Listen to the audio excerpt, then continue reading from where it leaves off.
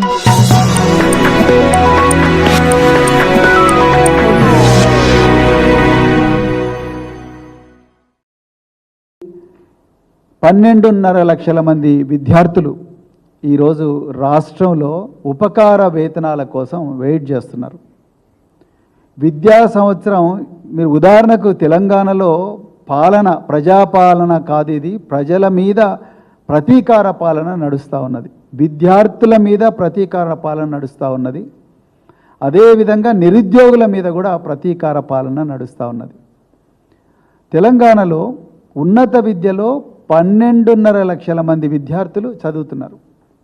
ఈ 12.5 లక్షల మంది విద్యార్థులు engineering colleges, pharmacy colleges, medical colleges, degree కళాశాలలు, మరెన్నో ప్రొఫెషనల్ కాలేజెస్లో చదువుతూ ఉన్నారు.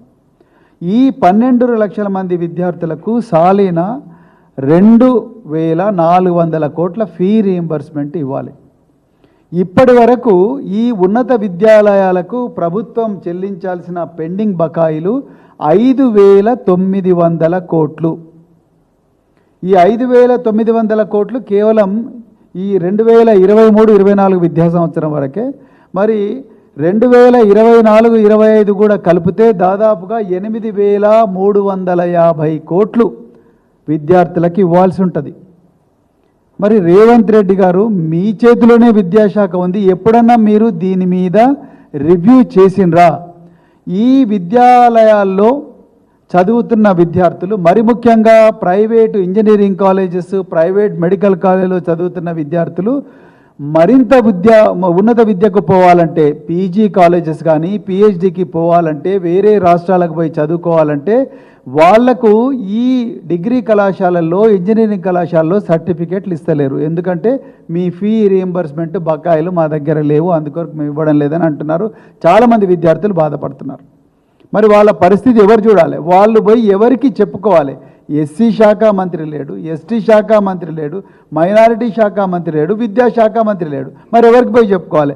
మీరేమో ప్రజల ఫిర్యాదులను నేనే డైరెక్ట్గా ప్రతిరోజు మరి ప్రజాభవన్లో స్వీకరిస్తా అన్న మీరు ఇంతవరకు ఒక్కటేసారి ప్రజావాణికి వచ్చిండ్రు.